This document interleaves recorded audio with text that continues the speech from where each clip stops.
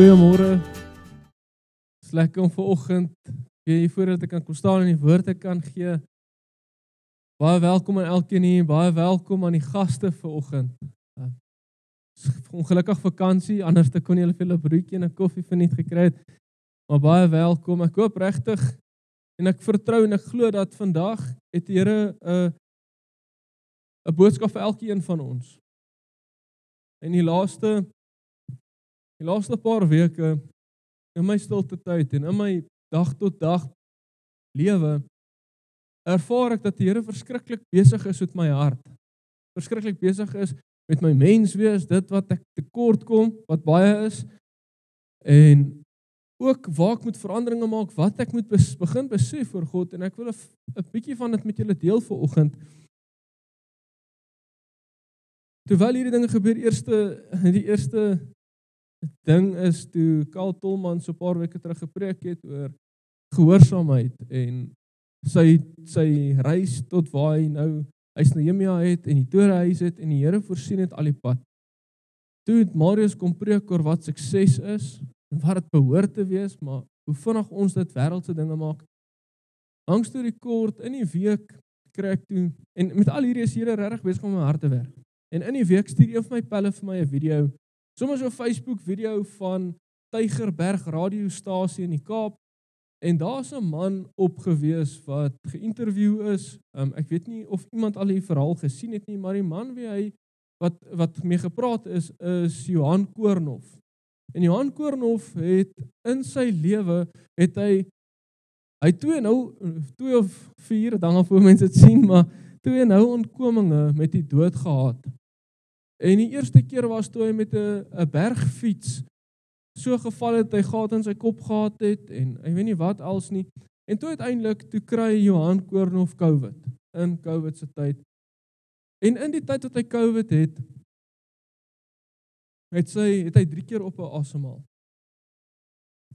En in die tyd wat hy op 'n asemhaal, het hy 'n paar visioene of beelde gesien, en uiteindelik het Johan God se stem gehoor uitroep na hom toe. En in die visioen hoor hy toe God sê vir hom, Johan, wie dink jy is ek? En hy sê, U is Jesus. En ek dink as ek vandag vir een of elkeen van ons vra wat hier sit, wie is Jesus? Dan ons dalk ons hand opsteek en ons gaan sê, dit is liewe Jesus, of dit is ons Vader, of hy is ons versorger, hy is die geneesheer. Dit 'n paar oulike woorde, en niks van dit is verkeerd nie, van wie God is. En die volgende oomblik, toe hy sê, U is Jesus, sê Jesus vir hom, nee, ek is nie Jesus nie. Ek is Jesus, die Almagtige.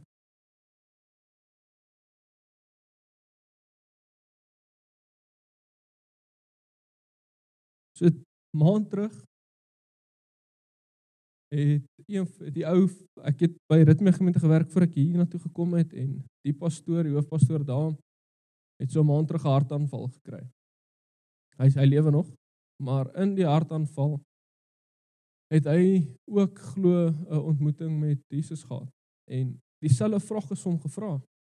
En dit is my amazing dat dieselfde boodskap 2 verskeie punte van die wêreld of van die land afkom. En die Here het ook vir hom gesê, wie dink jy is ek? En hy het gesê, U is God. En weer eens het God gesê, ek is nie God nie. Ek is God die Almagtige. En om terug te kom na Johan Koornhof se storie toe, en hy sê toe daar vir Johan, en ek kan vir julle mense sê, soos wat ek vir jou opgesê het, ek het die aarde self afgemet, ek kies waar die branders slaan, ek is in beheer van alles, en dit beteken vir julle niks nie. Want ons het mak geraak met wie ons te doen het. Ons raak mak dat God die Almagtige is, en ons mis met wie ons te doen het. En ek weet nie van julle nie, maar hierdie het my heavy gerattel.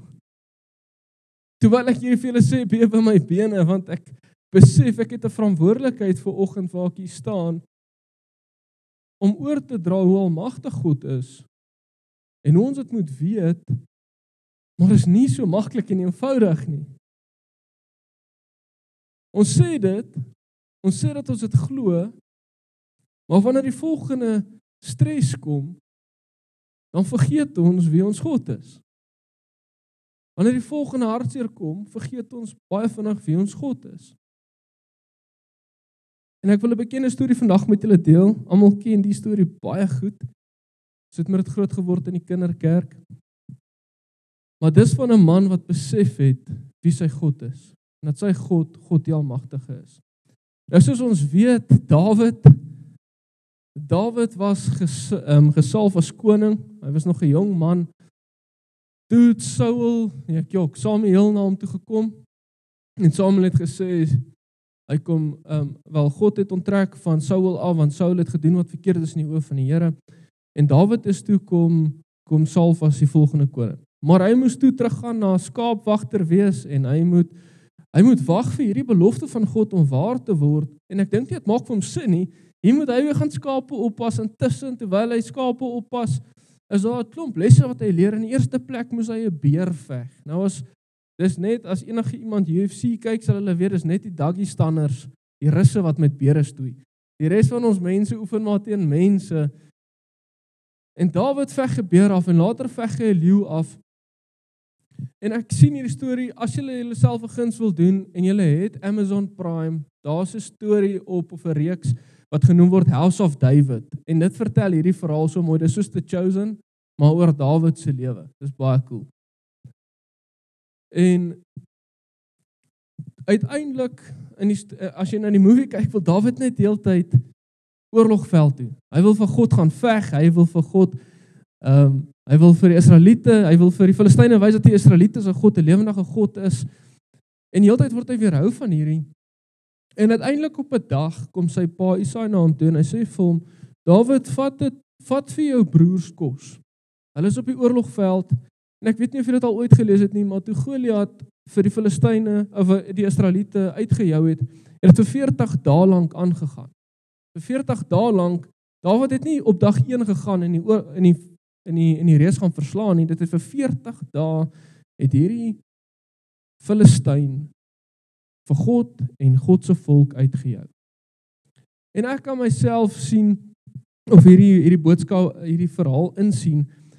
Uiteindelik sê Isaai vir Dawid, vat asseblief vir jou broers kos. Hulle is honger, hulle het nie meer veel nie. Vat, en ek dink dit is 16 kg graan, en ek weet nie wat als nie, vat dit vir jou broers. Ek kan aanneem hy het met 'n donkie gegaan, of 'n stootwa, of 'n ietsie. En hy is toe na die oorlogveld om sy broers kos te vat. En ek kan vir Dawid insien, Dawid, wat 'n nou verhouding met God het, kom daaraan, en hy sien hierdie storie, van 'n 3 meter lange reus, en ek kan nogal imagine, hy was geset en 'n groot fris man, 'n vegter van kindsbeen af. En hy sien wat hier aangaan, die Filistyne is daai kant, die Israeliete sit hierso, hulle is al bang, die vyand het hulle vrees gebring, hulle is mismoedig, hulle weet nie wat om verder te doen in hierdie oorlog nie. En Dawid stap hier in en hy sien, in die eerste plek dink ek het moes gestink het, want daai man het nog nie geshower in 40 dae nie. Ek dink dit moes heavy gewees het. Hy stap in hierdie gestank in, en hy sien hier's 'n paar honger manne, en ek weet, imagine as jy honger is, as ek vir 'n dag nie geëet het nie, vinnig sê die my vir my, is jy alweer hangry, eet ietsie, jy is bietjie mislik op die stadium. Ek dink die man is hangry, en hulle is mismoedig, en hulle is depressief, en hulle weet nie wat om te doen nie. En daar stap hy, en hy kan nie verstaan nie, ons is daar in Israel. God het ons nou net deur Egipte laat, so 'n paar jaar terug is ons uit Egipte uit. Ons het die beloofde land ingeneem, ons het oorlog gewen. Ons het net nou die dag teen die Amalekiete gewen. Nou sit julle hier so bang. Ek dink hy stap en hy dink, wat die hek gaan hier aan? En hy sê, wil niemand daai ou veg nie? En ek dink hy sê vir julle, kan julle nie onthou dat ons God die see voor ons volk oopgeskei het nie? Wat is 'n reus? Kan julle nie onthou dat God ons deur in die beloofde land ingevat het en ons het almal oorwin nie? Kan julle dit nie onthou nie? Nou sien julle 'n reus en julle is bang vir die reus. Maar dan as niemand wil veg nie, wat is op die spel? Wie kry wat en wie kry wat as hulle hom wen? En hulle sê nee, die koning het sy dogter beloof en sy familie sal vry wees van die pligte van die koninkryk. En ek dink, okay, Dawid sê, okay, weet jy wat, as niemand dit wil doen nie, dan sal ek dit doen. En die mense lag vir hom. Sy broers, inteendeel, sê vir hom, man, wat soek jy hier? Gaan huis toe. Jy moet nie hier wees nie. Gaan huis toe, jy's die jongste van die lot, jy's nie eens oud genoeg om te veg nie. Wat soek jy hier? En hy sê nee, hy wil praat, en hy praat met Agab, en uiteindelik kom hy voor Saul, en Saul sê vir hom, maar jy's dan nog 'n seun, jy's jonk, jy kan nie teen die reus veg nie. En hy sê vir hom, toe ek vir my pa skape opgepas het ek 'n beer geveg, en ek het 'n leeu geveg. Ek kan daai reus veg, my God is met my. En hy besef iets van God wat saam met hom is. God se almag, dat mense nie God kan stop nie. Wat God wil hê, is wat God wil hê, en God is God die Almagtige. Uiteindelik trek hulle vir Dawid toe nou Saul se vegsgereedskap aan. En Dawid is maar soos ek, 'n kort mannetjie. En Saul dalk soos Heinrich 'n lang man. En Dawid trek sy veggereedskap aan en hy moet nou gaan veg teen hierdie reus, maar soos hy hierdie klere aan het, hy kan nie eens loop nie, sê die Bybel, dis te groot vir hom. Hy sê nie, hy trek hierdie goed uit, nee, dit is sommer gemors.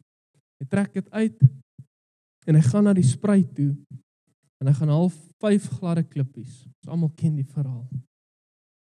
Maar dinge wat ek misgelees het, of nie onthou nie, is, soos dit nou gebeur, vat Dawid net 'n staf. Hy het nie eens 'n swaard nie, so hy het 'n staf in die een hand en 'n slingervel in die ander hand en 'n paar klippies hier in sy sak.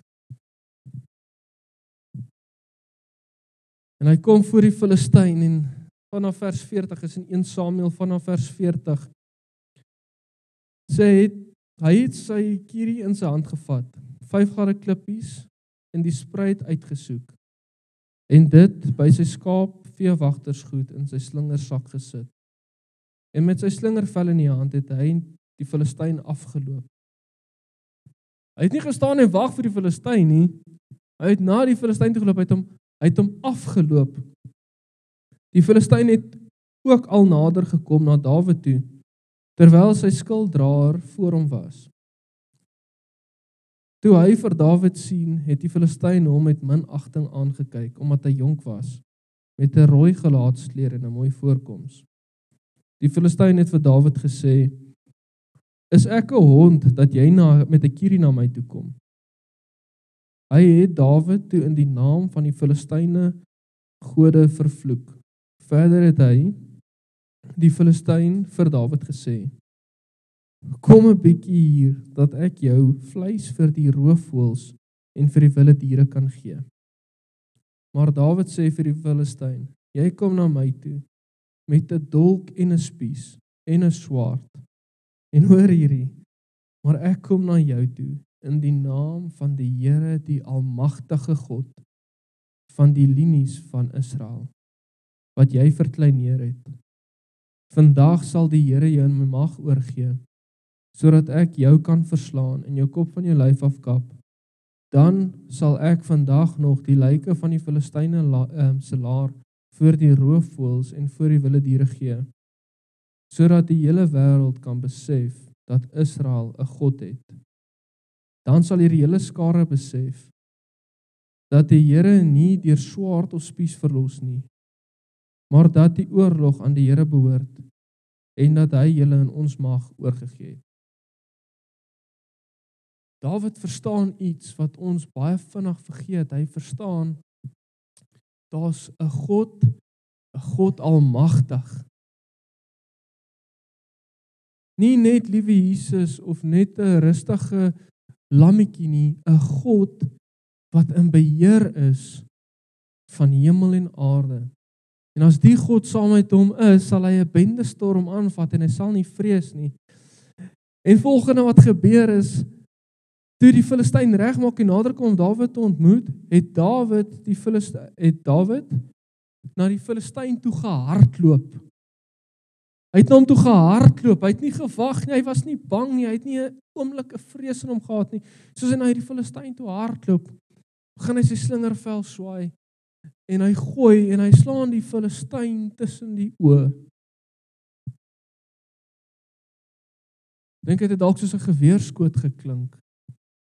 Wat vir my interessant is, die reus val nie agteroor nie, hy val vooroor.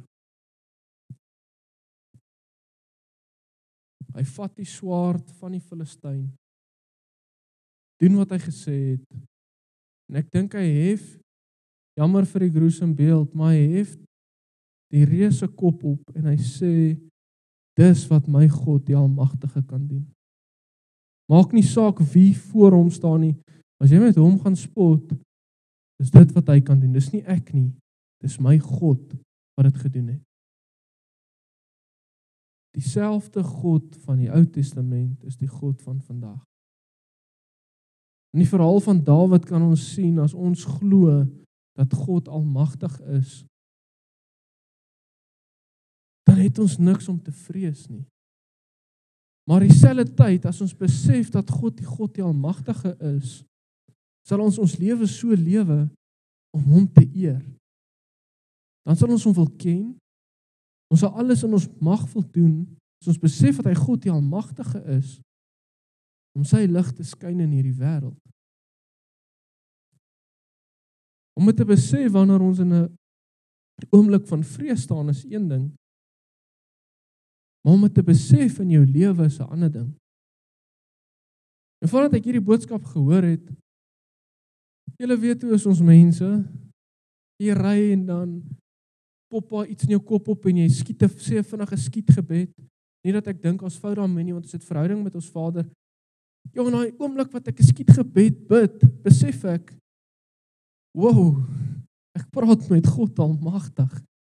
Kan ek nie eers stop en met hom praat nie? Vergeet ek met wie ek te doen het?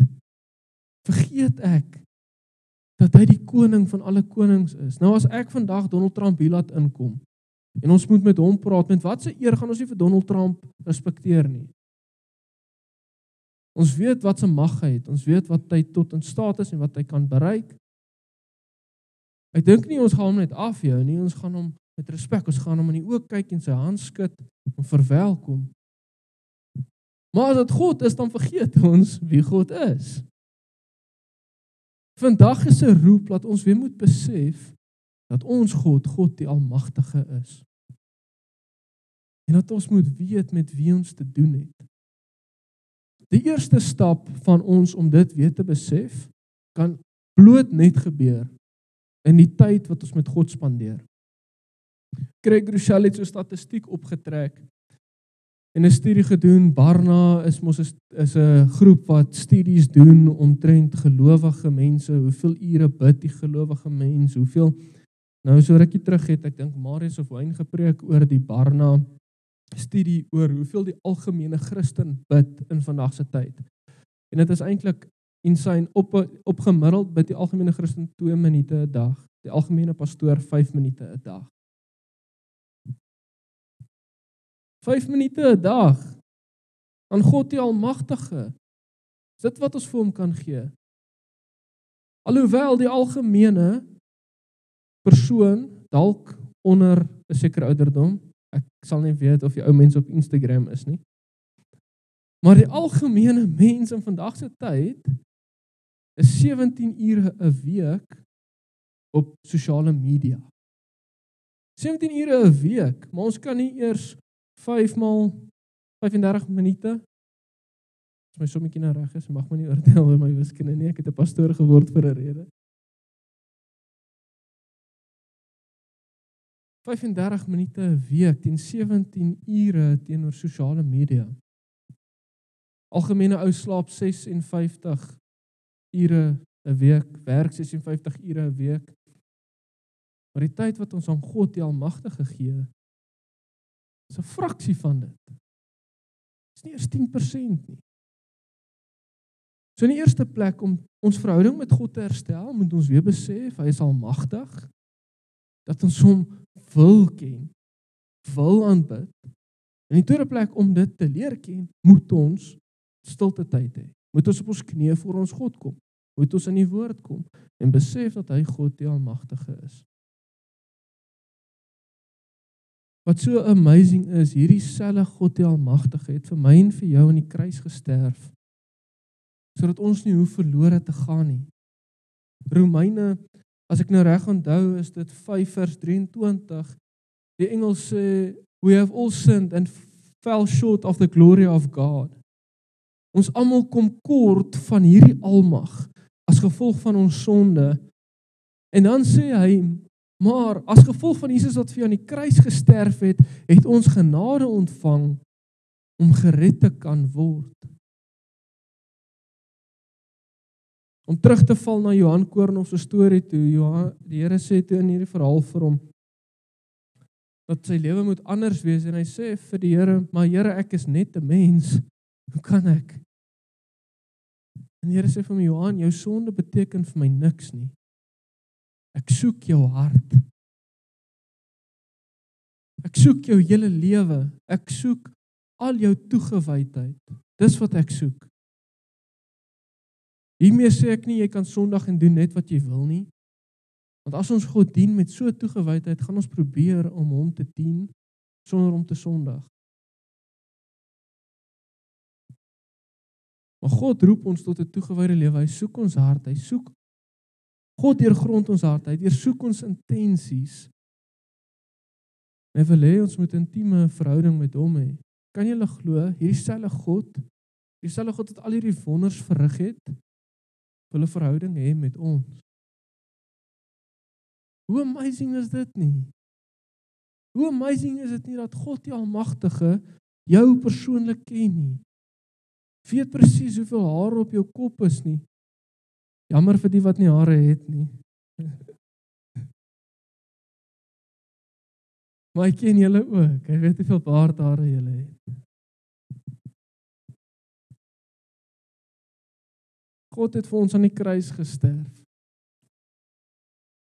En al wat ons doen, is ons doen die tango.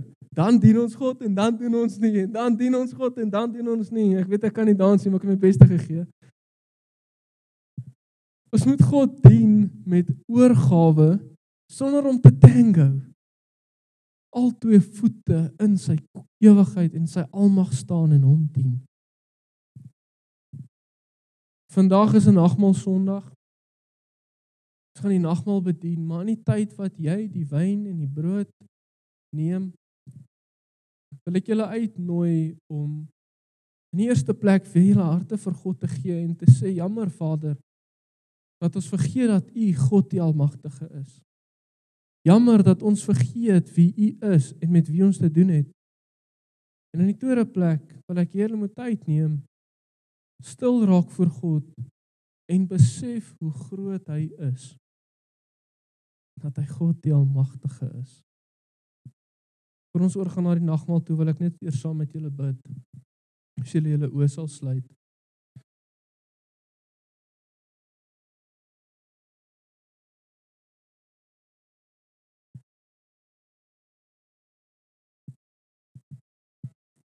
Jo Here, ons woorde, my woorde is te min om te beskryf hoe groot U is. My gedagtes kan dit nie begryp nie, Vader. Here, ons sal nooit ten volle besef wie U is nie, Here. Maar mag ons 'n fraksie van dit besef. Mag U die gordyne voor ons oë wegvat, die sluier, Vader, laat ons kan sien wie U is, Here. Vader, ons het vanoggend in die aanbidding het ons gesing, open the eyes of my heart, Lord. Here, ek bid dat dit nie net woorde sal wees wat ons net sing om te sing nie, maar mag dit werklik iets wees wat ons smag, Here. Here, mag ons verhouding met U soek, Here. Mag ons U ken, Here. Here, U skuld ons niks en steeds het U seun gestuur om vir ons aan die kruis te sterf, sodat ons nie hoef verlore te gaan nie. Here, maar mag ons besef met wie ons dit doen het en mag ons weer met toegewydheid U dien, Here. Mag ons U meer dien as wat ons sosiale media najag. Mag ons meer U najag as sukses in hierdie wêreld, Vader, of om in te pas in hierdie wêreld, Here. of om wat ook al in die pad kom van ons verhouding met U, mag ons dit eenkant toe skuif. Mag dit kom uit oorvloed van ons verhouding met U, Here. Here, want dan gaan ons werk asof ons vir U werk en nie vir mense nie. Vader, dan sal U ons seën en ons sal vrug sien van hierdie, Here. Ons sal vrug sien in dit as ons U eerste ken. Soos Matteus 6 vers 33 sê, soek alle eers die koninkryk van God en sy geregtigheid en U sal vir ons byvoeg wat ons nodig het. Mag dit die storie van ons lewe wees.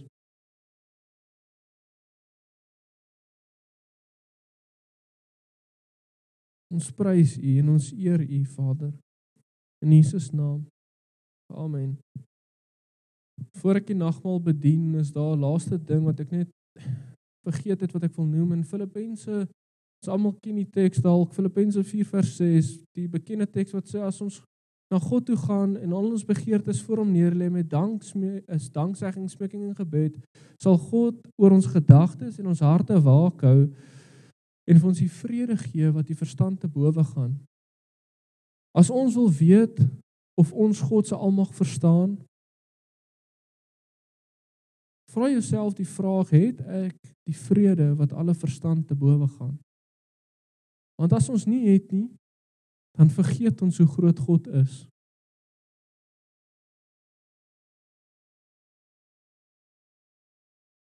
God bied daai vrede as ons in die sekerheid met hom, of in hom, ons sekerheid lê nie in onsself, net lê in hom, en as ons besef, hy is God die Almagtige, hy is tot alles in staat, al ons probleme is onder hom,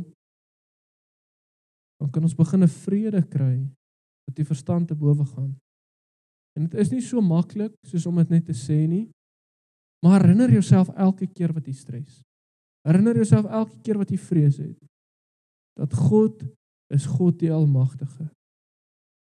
Hy het nog nooit ons teleurgestel nie. En hy gaan ook nie vandag begin nie. Amen.